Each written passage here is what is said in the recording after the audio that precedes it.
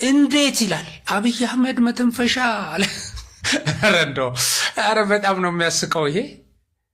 ኧረ ያሳፍራል። አንዳንድ ጊዜ እኮ ስሜታችንን ዋጥ አርገን የውስጣችንን በውስጣችን አይተን ማነው አምቀን ዝም ማለት ትልቅ ነገር ነው።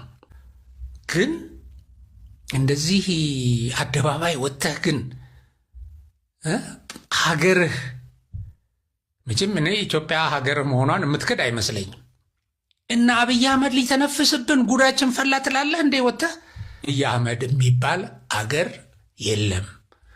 አብይ አህመድ የኢትዮጵያ መሪ ነው። አብይ አህመድ ኢትዮጵያ መተንፈሻ እንዳታጣ ሲታገል የቆየ ብዙ አማራጮችን ለኢትዮጵያ ለማስገኘት አንዴ ሶማሌላንድ፣ አንዴ አሰብ፣ አንዴ ራሷ ሶማሊያ፣ አንዴ ጅቡቲ ጋር ያለውን የወደብ ቁጥጥር ለማላላት ሌላ ጊዜ ደግሞ ኬንያ እየሄደ 130 ሚሊዮን ህዝብ ጉሮሮ እንዳይቆለፍ ሲሯሯጥ የነበረ መሪ ነው።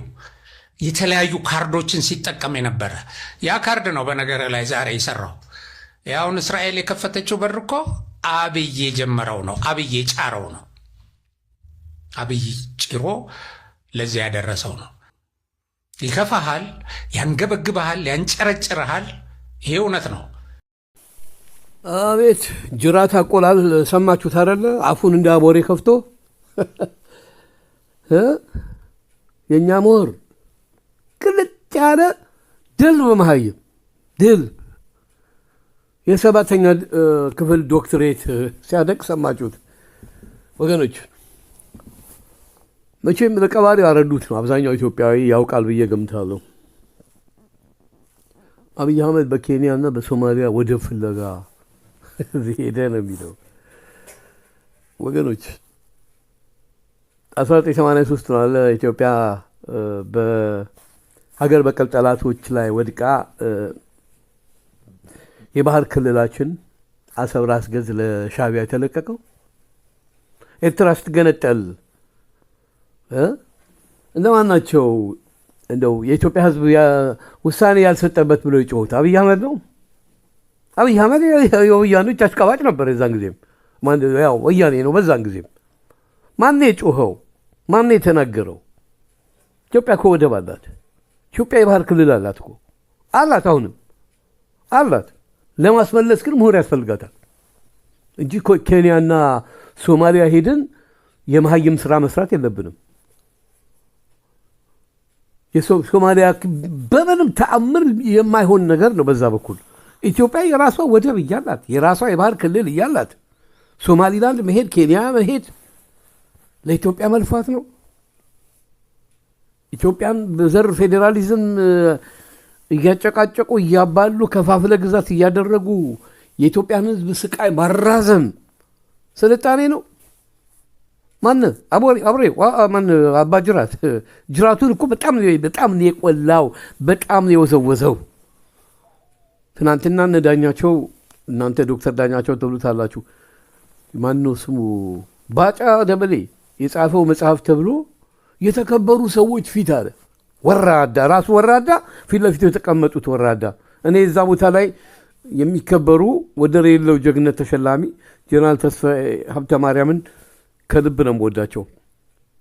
የቀድሞ ጦር አባል የኢትዮጵያ የክፉ ቀን ጀግና እዛ ቦታ ላይ መቼስ አልመጣም ቢሉ የሚደርስባቸውን ታውቃላችሁ። በእሳቸው ላይ በዚህ በስተርጅና እድሜያቸው ምንም ነገር እንዲደርስባቸው አንፈልግም። እኛ በግድ እንደሚጠራቸው እናውቃለን። የባድመ ዘመቻ ጊዜ ተጠርተው ያን ሁሉ አቺቭመንት ያደረጉት የእሳቸው ውጤት ነው። የባድመ ድል እናውቀዋለን እኛ። እኔ በዚህ ርዕስ አልገባም። ግን ይሄ ሰውዬ ሰላም አማረ በሚል ስም የተሰራ አንድ የፌስቡክ አካውንት አለ። እዛ ላይ ነው አግኝቼ ዳውንሎድ ያደረኩት። ይሄ ፌስቡክ አካውንት ሜይቢ የራሱ የአብይ አህመድ ሊሆን ይችላል። ሰላም አማረ የሚል ስራው ምንድን ነው? ይሄ ሰላም አማረ የሚባለው ሴት ይሁን ወንድ አይታወቅም፣ ሉጢ ይሁን ምን ይሁን አይታወቅም። ብቻ የአብይ አህመድ የፌስቡክ አሽቃባጭ ልክ እንደዚህ ሰውዬ ማለት ነው። እንደዚህ አፍን ከፍተ በዚህ እድሜ መቅለል ምን ማለት ነው? ምሁርነት ነው እንዴ? ኬንያ ሄዶ ወደ ፍለጋ ምሁርነት ነው እንዴ? ሶማሊላንድ ላይ መሄድ፣ የሌሎች ሀገር ላይ ሄዶ እንጥልጥል መሄድ። እስራኤል እውቅና ሰጠቻው። እስራኤል አሁን ለምን? እስራኤል ትልቅ ሀገር እኮ ነው። በኢኮኖሚ፣ በእውቀት፣ በሚሊተሪ በጣም የተደራጀ ሀገር እኮ ነው። 11 አረብ ንጎቅ ድራሹን ያጠፉ ናቸው። ጀግኖች ናቸው እስራኤሎች። እኛ ጋር ያለውን የሚሊተሪ ብቃት ገለውት አብዮት ጥበቃ አለ እንዲ አሁን በስልጣን ላይ ያለው የድሮ ገበሬ ማህበር ጦር አለ እንዲ ያሉ አሁን ኢትዮጵያ ላይ ከባድ ጦርነት እንኳን ቢፈጠር እኮ ዊ ካን ኖት ቻሌንጅ ወገኖች። የተከፋፈለ ህዝብ እኮ ነው ያለው። ኦሮሞ ነው የሚመራው፣ ትግሬ ነው የሚመራው የሚባል ነበር በፊት። አሁን ኦሮሞ ነው በቃ አንደኛ እየተባለ ፊት ለፊት እየወጡ እየተናገሩ ነው፣ እየሰማችሁ ነው። እና ኢትዮጵያ ብትወረር ሌላው ሰው ይዋጋል ብላችሁ ታስባላችሁ? እንደፊቱ our unity is already collapsed. nothing ኢትዮጵያ ውስጥ አንድነት የለም አሁን። እውነቴን ነው የምላችሁ። በግል ደረጃ በመንግስት ደረጃ እየወጡ በሶሻል ሚዲያ ላይ የሚናገሩትን እንሰማቸዋለን። ይሄ ሰው ያሁን ተመልከቱ፣ እንደ ወደ በቃ ብቃት ስላለው ሄዶ ወደ ፍለጋ ኬንያ ሄደ፣ ሶማሊላንድ ሄደ። ይሄ እኮ የመሀይም ስራ ነው። የተማረ ኢትዮጵያ የተማረ መሪ እኮ ቢኖርን ወገኖች፣ ዛሬ አይደለም ከብዙ ዓመታት በፊት ወደባቸውን አስመልሰን ኤርትራ የራሱ ከአራፋሌ በላይ ያለውን ተጎንጭቶ እዛው ነው የሚቀመጠው። ለምን ተከራክረው በዩናይትድ ኔሽን እስካሁን የቀረበ ነገር ሰምታችኋል? አሰብን እናስመልሳለን ሲሉ ሰምታችኋል? እንደው የዩናይትድ ኔሽን በዚህ ጉዳይ ላይ ትኩረት ሰጥቶ የተነጋገረበት ሰምታችሁ ታውቃላችሁ? ናቲንግ የለም። ኢትዮጵያ የራሷ ወደብ አላት። ዳዊት ወልደ ጊዮርጊስ የሚባል ሻለቃ አለ ደግሞ አንዱ አሰብ የኤርትራ ነው ብሎ በቀደም ከቴዎድሮስ ጋር ሲናገር ሰምታችሁታል? ደደብ በሉት። ያረጀ ቆርቆሮ ራስ ዩናይትድ ኔሽን ውስጥ ቆይ ነው የሚሰራው። ደግሞ እኮ የሚገርማቸው በሱና በዶክተር ያዕቆብ ኃይለማርያም ያለው ልዩነት እያያችሁት ይመስለኛል ወገኖች። ሰው እንዴት ለሀገሩ ይጨክናል? እኔ እንደው ምን የፈለገ ስልጣን ጥመኛ ቢሆን አትሊስት ምሁራኖች በዚህ ጉዳይ ላይ እስቲ አንድ ነገር ስሩ። በዚህ ጉዳይ ላይ ኮሚሽነር እኮ መቋቋም አለበት ወገኖች። የለም። ይሄ የአብይ አህመድ አስተርጓሚ አሁን ፕሬዚዳንት አድርገው ያስቀመጡት ጥሩ እንግሊዝኛ ይናገራል እሱ፣ ደህና ነው። ከእነሱ ውስጥ እዛው ዩናይትድ ኔሽን ውስጥ ነበረ። እውነቴን ነው ብለሽ ባለፈው ጊዜ ዩናይትድ ኔሽን ወክሎ አብይ አህመድን ወክሎ ሲናገር ነበር ዩናይትድ ኔሽን ውስጥ። ያን ጊዜ መልካም አጋጣሚ ነው። ጥሩ ደፋር ምሁር ቢሆን ኖሮ የኤርትራን መገንጠል ያለ ኢትዮጵያ ሕዝብ ፍቃድ መሆኑን ስትገነጠል ደግሞ የኢትዮጵያ ርስት እዛ አለ። ኢትዮጵያን የኮሎኒ ባውንደሪ ወይም የቅኝ ግዛት ቻርተር ወይም ዩናይትድ ኔሽንስ ውስጥ የተመዘገበው ያ አይመለከታትም። ድንበሯን ታውቃለች ኢትዮጵያ። ይህን ያለ ሰው የለም ወገኖች። ሶሻል ሚዲያ ላይ ቲክቶክ፣ ፌስቡክ፣ ሶሻል ሚዲያ ስላችሁ እነዚህ ሁሉ ሶሻል ሚዲያ ውስጥ ያሉ ካቴጎሪዎች ናቸው። ዩቲዩብ ብዙ መሀይም እየወጣ ኢንክሉዲንግ ዲስ ፐርሰን ምን ፐርሰን ዲስ ኢዝ ሃይና ነው የአብይ አህመድ ሃይና የማታ ጅብ እየወጡ የማይቀባጥሩት ነገር የለም። ፌስቡክ ላይ ለኢትዮጵያ አንድነት የሚታገል ሰው እኔ እንደ ጉድ ናፈቀኝ ወገኖች። የለም እንትን ላይም ቲክቶክ ላይም አታገኙ። ናቲንግ ኢትዮጵያ የሚል የለም። አርቲስቶች ሁሉ ሆዳሞች ሆነዋል። በሰማዩ ላይ ሲታይ ምናምን ይሉ የነበሩ እነ ቴዲ አፍሮም የሉም። አሁን ታማኝ በየነ ኢትዮጵያ ይል ነበር። በቅርቡ ሰማችሁት አይደለም? የኢትዮጵያ ጠላት የነበረ ኢትዮጵያን ሲወጉ የነበሩ የጀብሃና የሻዕቢያ አርቲስት የነበረ ሲሞት ሄዶ አልቃሽ ሆኖ የሻዕቢያ ጉባኤ ላይ ሲናገር የነበረ ታማኝ በየነን አልሰማችሁትም? በቅርብ እንዲህ አይነት ውርደት ዘመን ላይ ነው ያለን። የሉም። አሁን አርቲስቱም ኢትዮጵያ አይልም፣ ምንም በቃ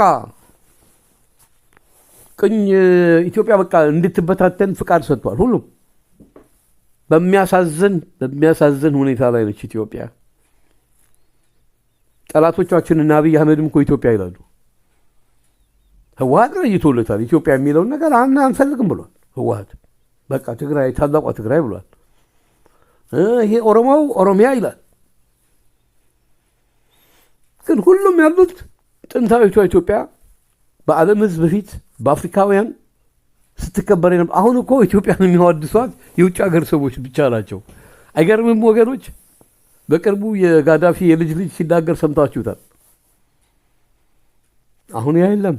ኢትዮጵያዊ ግን በፍጹም ባንዲራ ብትሉ እቺ አረንጓዴ ቢጫ ቀይ ላዋ ላይ የ666 የዚህ የሰይጣኒዝም ሃይማኖት አርማ ኮከብ ለጥፈውበታል። ኢንክሉዲንግ የአረብ ባንዲራ ኦሮሚያ የሚሉት ሰዎች ድሮንም የኦሮሞ ህዝብ ለምን እንደሚጃጃል ይገርመኛል። ለኮምፕሌክስ ቅርብ ነው። ለኮምፕሌክስ ለጥልቅ የሆነ የበታችነት ስሜት በተለይም ምሁራን የሚባሉ ኦሮሞዎች አዳዳ አይላሉ።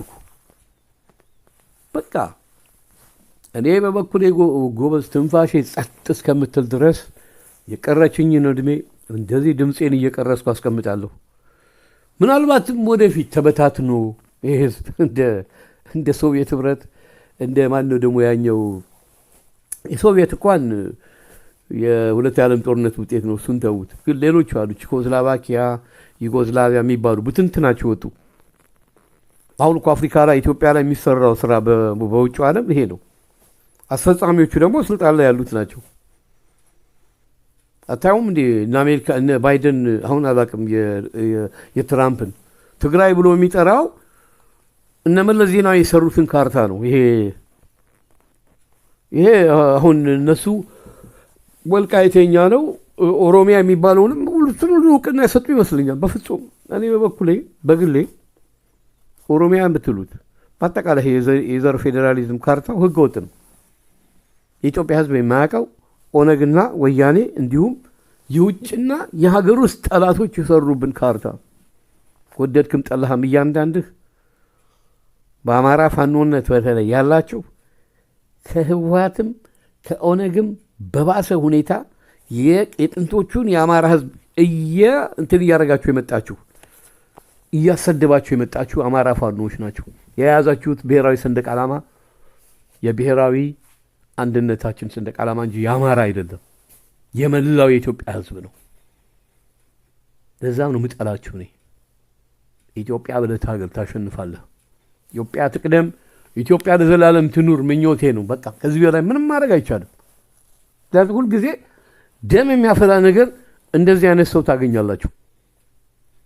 ግን ሀገር ውስጥ ያላችሁ እኔ ምንድን ነው የሚሰማችሁ ወገኖች? ነው ወይስ እኛ በምንናገር ረክታችሁ አቤት አቤት ተናገረ እኮ ብላችሁ ልክ እዛ ቅኔ የሚናገሩ የሉ መድረክ ላይ በ4 ኪሎ በምናምን በእነ አብይ ላይ ቅኔ የሚሰሩ እነሱ ሲናገሩ አዳምጣችሁ ተናገረ በድፍረት ብላችሁ ወደ ቤት ገብታችሁ ጥሩ እንቅልፍ ነው የምትተኙት። እኔ እንዲህ እንደ ልቤ ተናግሬ እንኳን ጥሩ እንቅልፍ አልተኛም በዚህ በሀገር ጉዳይ ላይ። ያኔ ውትድርና እያለን እውነቴን የምላችሁ እኔ አሁን ሳስታውሰው ይገርመኛል። በጦር መርከቦች ላይ እያለሁኝ ኤቭሪ አን አወር ጀነራል ኳርተር ይነፋል። ጀነራል ኳርተር ማለት የጦርነት ክተት። በባህር ፓትሮል ስናደርግ በሬዳር በጨለማ የሚታዩ የጠላት ኢላማ አለ፣ እሱን መምታት አለ። እስቲ ደግሞ አሁን አረፍ ብዬ ብላችሁ ደግሞ ውስጥ እንደገና ይነፋል። እንዲሁ ሌሊቱን ቀንም እንዲሁን ነውልና እፎይ ለማለት ወደብ እንገባለን። ወደብ ስንገባም ትንሽ እንደው ተነፈስኩ ስትሉ በአካባቢ ያለውን የምድር ጦር አልፎ የሚተኮሱ ሮኬቶች አሉ። የእኛን ግቢ የሚደበድብ በተደጋጋሚ ይደበደብ ነበር ግቢያችን እና እንቅልፍ የሚባል ተኝተን አናውቅም። እኔ አሁን ያለሁት እንቅልፍን ልብ የሚተኛበት ሀገር ነው ያለሁት። ፈሪቻ ያድራለሁ። ግን የሀገሬ ጉዳይ በሶሻል ሚዲያ የማያቸው ነገሮች ደም ያፈላሉ። ለምን መሰላችሁ? አሁን ይሄ ስለ አብይ የተናገረው ይሄ ሰውዬ ስንት ወጣት እንደሚያበላሽ ይታየኛል። እውነቱን እኮ ነው የሚሉ ማገናዘብ የማይችሉ እውነታው የት ጋር እንደሆነ የማያውቁ ወጣቶች አሉ። ለምን ሌሎቻቸው አትናገሩ? እውነቴን ነው። ኢትዮጵያዊነት የለም። አሁን አርቲስቶች ኢትዮጵያ ይሉ ነበር፣ የሉም። እነሱ ነበሩ አትሊስት ትንሽ እንኳን እንዲሁ በቃ እንዲሁ ብግን እንዳለን በቃ ተቃጥለን እንደዚሁ ስንቶች እኮ እንደኔ እንደልባቸው ሳይናገሩ ሞቱ። ያውም በቁማቸውም ሞተው እንደገና ሞተዋል። ምኞቱ አላቸው ኢትዮጵያ ነፃ እንድትወጣ፣ ድፍረት ግን የላቸውም። ያውም እዚህ አውሮፓ አሜሪካ ተቀምጠው አዲስ አበባ የሰሩት ቤት እንዳይወረስ የተወረሰባቸውን አውቃለሁ። በትግሬዎቹ ጊዜ ለስለላ ወደ አውሮፓ የተላኩ በወያኔዎች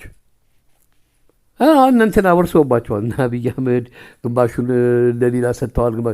ይኸው በቁም እንኳን ማነው ጅራት ቆልተው እንኳን የተሰጣቸውን ሳይበሉበት የሞቱ ሞተዋል። በቁም ሞተዋል፣ በስጋም ሞተዋል። ብዙዎች አማቃቸዋል፣ በሀገር ውስጥም በውጭም ህወሓቶች ጭምረታተው ፎቅ ምናምን እነ ታደሰ ወረደ ምናምን የምትሏቸው ያሳዝናል። እና ወገኖች እኔ ከዚህ በላይ አልናገርም፣ የራሳችሁ ጉዳይ።